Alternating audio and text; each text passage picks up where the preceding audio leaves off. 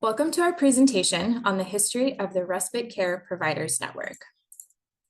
The Respite Care Providers Network is the historical membership body under the National Healthcare for the Homeless Council and the National Institute for Medical Respite Care, also known as NIMARC. The Respite Care Providers Network elects members to a steering committee who guide the vision and objectives for NIMARC and its membership through monthly meetings, annual leadership summits, and other work plan activities. So we're going to share a bit of the history of the RCPN in order to celebrate its 20th year anniversary here in 2024.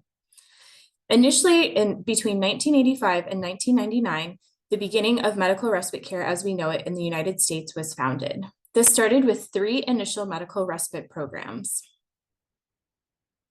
These 3 programs were the Barbara McGinnis House in Boston, Massachusetts, Christ House in Washington, D.C., and Interfaith House in Chicago, Illinois, which is now known as the Boulevard. The Barbara McGinnis House initially opened in a shelter with 25 beds, and it has since moved into a standalone building known as the Barbara McGinnis House. The Boston Healthcare for the Homeless program and Barbara McGinnis House were also one of the first consumer advisory boards, and this consumer advisory board helped define the scope of respite care and services in Boston. The Barbara McGinnis House led the city's response to tuberculosis, HIV and AIDS, and COVID among people experiencing homelessness since it was opened. The Barbara McGinnis House now has 124 beds. Christ House in Washington, D.C. was initially opened as a 33-bed respite unit. This program, since its opening, has developed a long-term housing program, which they are able to transition clients from the respite program directly into housing, which is a major achievement for them. They continue to operate 33 beds specifically for men in the Washington, D.C. area.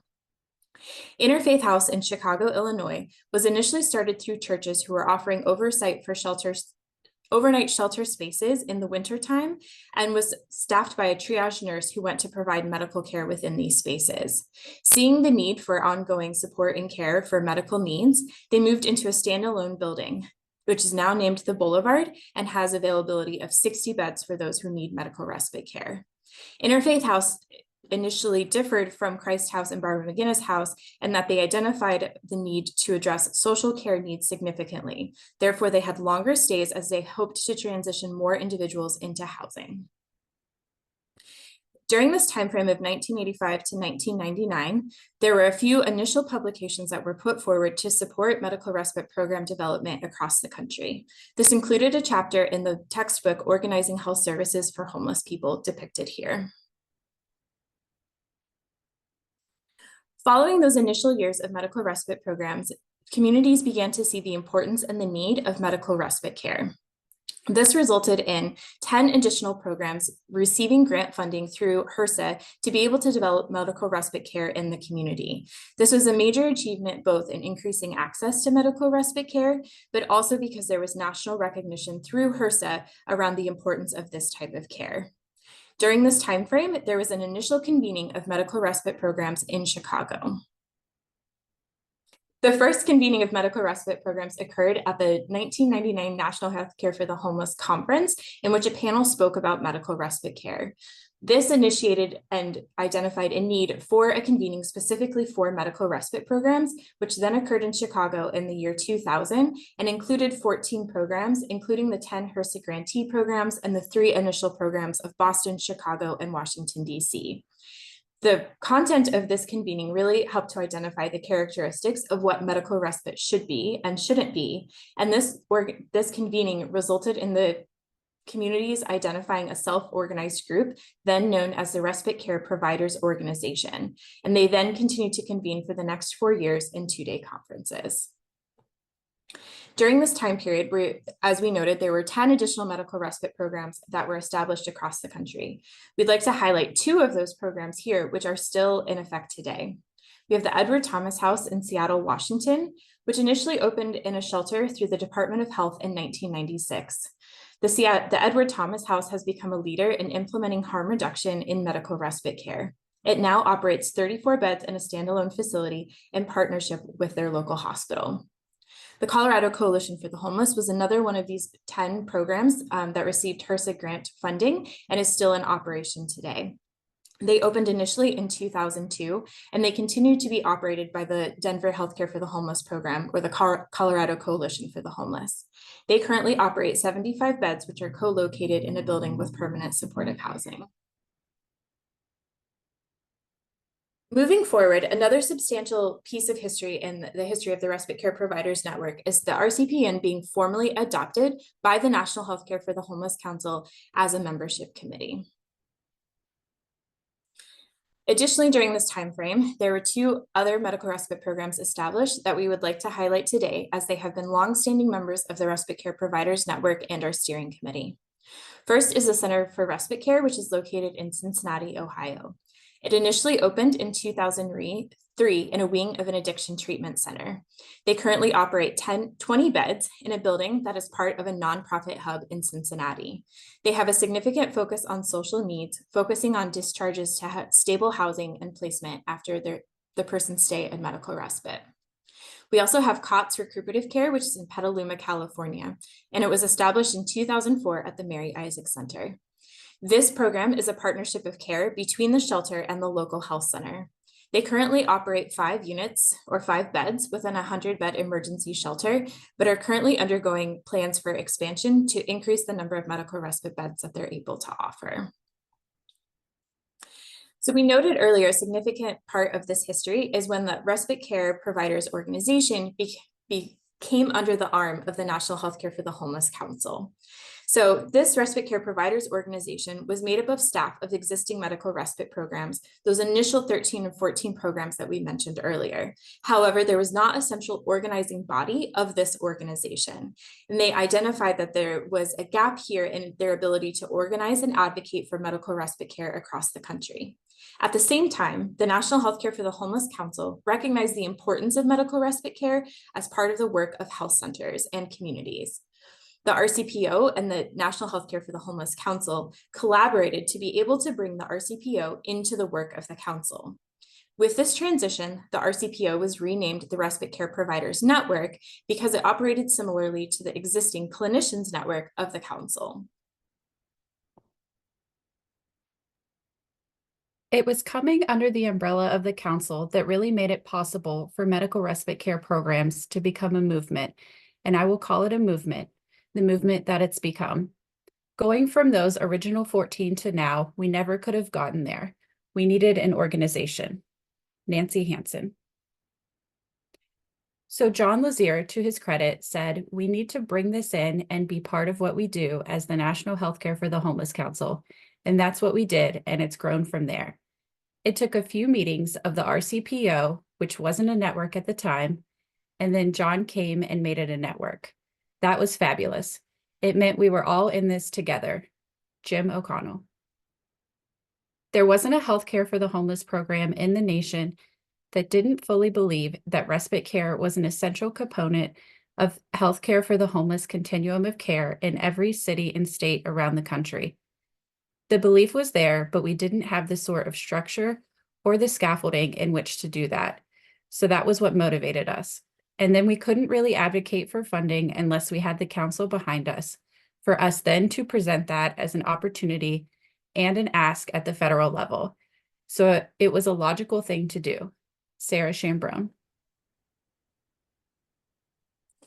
During this time period as well, there were additional publications that were put out to highlight medical respite care and its effect. There was an initial evaluation of the Respite Pilot Initiative, which focused on those 10 programs that received HRSA funding. Additionally, once the RCPN became under the umbrella of the National Healthcare for the Homeless Council, council staff and resources could support the work of medical respite programs. This included an initial publication in the HCH Clinicians Network, Healing Hands, focused specifically on medical respite care, depicted here. Additionally, more nationally based publications could focus on medical respite care and support program development and advocacy. This included continued advocacy for membership and expansion of membership of the RCPN, as well as being able to focus on policy issues, again depicted here.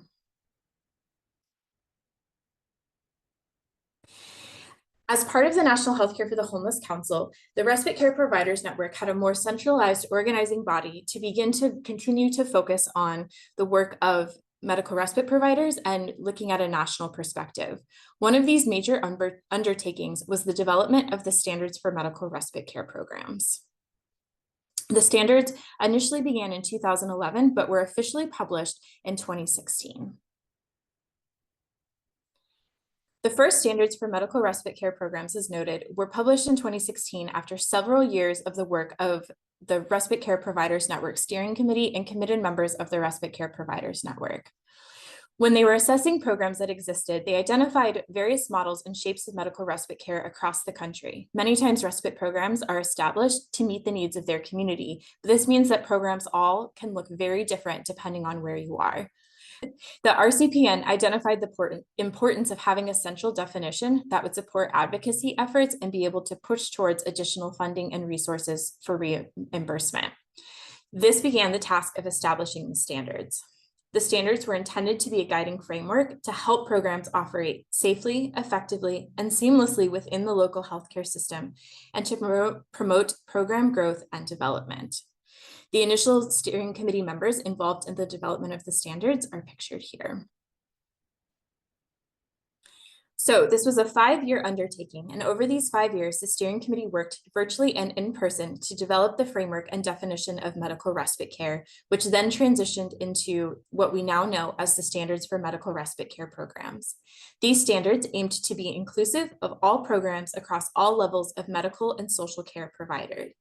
Once the standards were established, 4 programs across the country then tested them to ensure that they were inclusive of all of these different program models. The standards for medical respite care remain a central guide for programs. The original 7 standards are depicted here.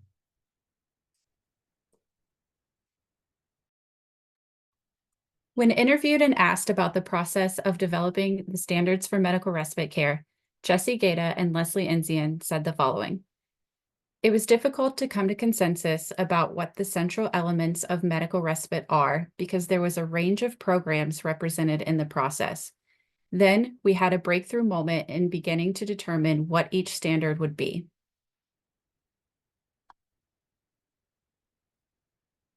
The standards distilled respite care practices to the essential components and yet held breadth to reflect the diversity of program models and sizes. This was challenging but necessary to honor and support the unique programs that developed to respond to local needs and that depended upon local resources. Moving along in our timeline of the Respite Care Providers Network, the Willie J. Mackey Award was announced. Additionally, the first medical respite program directory was published by the National Healthcare for the Homeless Council. There was also the first medical respite care focused training symposium held in Phoenix. The Willie J. Mackey Award was named after Willie J. Mackey, who was a medical respite consumer who then became an advocate for medical respite care. Willie J. Mackey was a vital part of the Respite Care Providers Network and Steering Committee. Those interviewed about Willie J. Mackey identified that he kept the group honest and focused on the consumer experience, regardless of the national advocacy efforts, and the consumer experience grounded in those who have lived experience and need the services of medical respite care. The Medical Respite Care Award of Excellence was renamed after Willie J. Mackey in his honor and memory in 2016. Depicted here are several of the previous Willie J. Mackey awardees. Willie's story warmed a lot of people's hearts. He would always share that he lived on a rock. He wore a suit to every respite event and convening. He really adopted medical respite care as a duty to himself and his peers and to others who have been in the same situation as him. He was a relentless advocate and made such a difference in medical respite. Sabrina Edgington.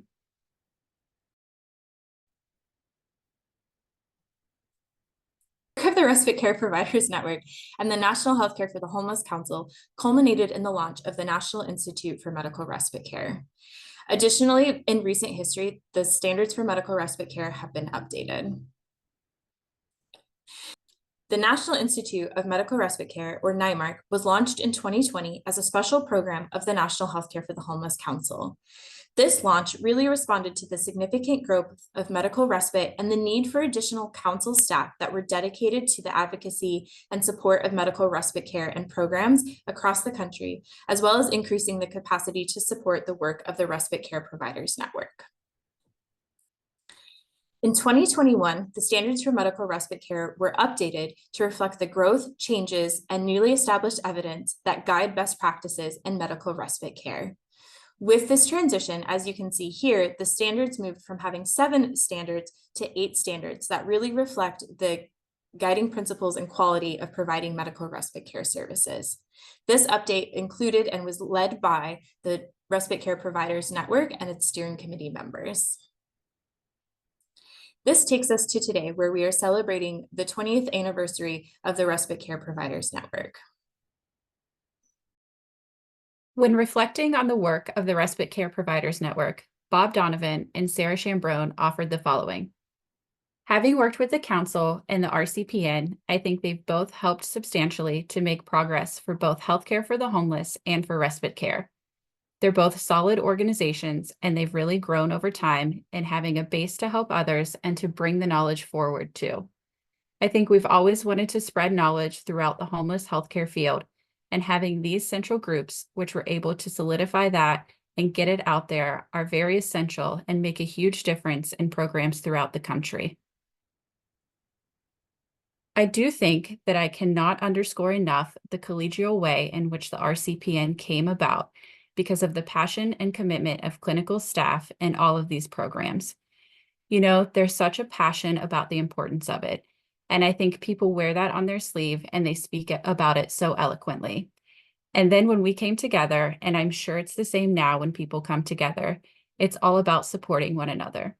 So I do think there is, in a cheesy way, a sort of love fest factor about the belief in respite care. Medical respite programs have evolved to meet the needs of the population and respond to the social and political determinants of health.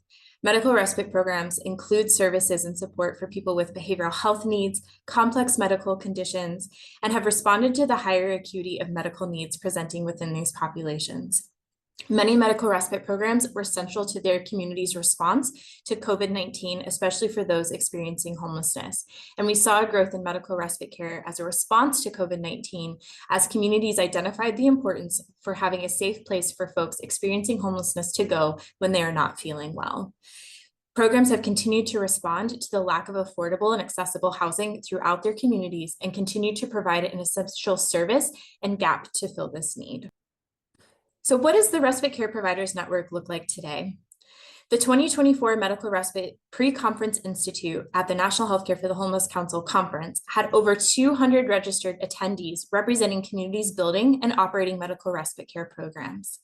Currently, there are over 160 established medical respite programs across the United States, and these numbers are even growing internationally. The Respite Care Providers Network now consists of over 1,000 providers, clinicians, and consumers from these programs who are working every day to provide a safe place for recuperation and healing. The Respite Care Providers Network Steering Committee continues to meet monthly to address issues in the field, guide the work of NIMARC, and hold monthly convenings for all Respite Care Providers Network members to come together and address the challenges and share the successes of their programs. The Respite Care Providers Network has always been rooted in collaboration, and the opportunity for providers to connect as a community remains one of the most important values of this network.